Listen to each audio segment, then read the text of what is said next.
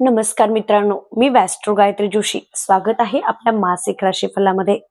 आज आपण पाहणार आहोत फेब्रुवारी 2026 मध्ये मेष राशींच्या लोकांसाठी हा महिना कसा राहील, कोणत्या गोष्टीमुळे यश मिळेल, कोणते उपाय केल्याने अडचणी कमी होतील.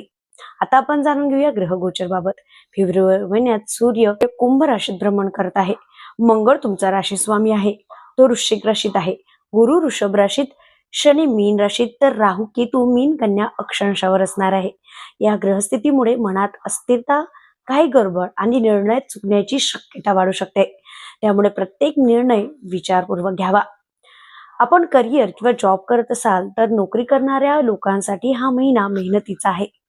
कामाचं प्रेशर वाढेल, वरिष्ठांकडून अपेक्षा राहतील.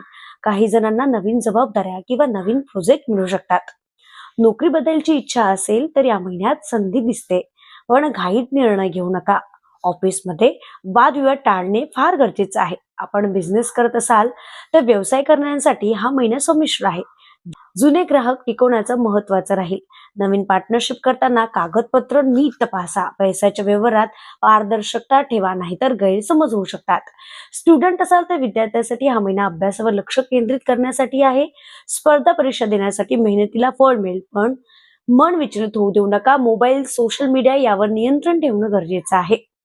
आता आपण जाणून घेऊया फायनान्स बाबत. आर्थिक बाजू पाहिली तर खर्च जास्त होण्याची शक्यता आहे. अचानक खर्च, घरगुती कारणांसाठी पैसे जाऊ शकतात.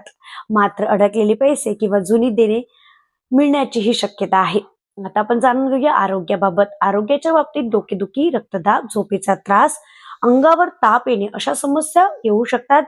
शरीराला पुरेशी विश्रांती गरजेची आहे. आता आपण जाणून घेऊया उपाय. मंगळवारी हनुमान चालीसा वाचा.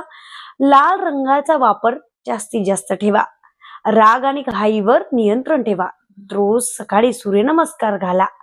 गरजू व्यक्तीला अन्नदान करा. तुम्हाला हा व्हिडिओ आवडला तर नक्कीच या व्हिडिओला लाईक करा, शेअर करा आणि आमच्या चॅनलवर कमेंट करा. तुमची राशी माहिती नसेल तर आम्ही तुम्हाला फ्री मध्ये माहिती सांगू. त्यासाठी नाव, date of birth, time of birth, place of birth सांगा.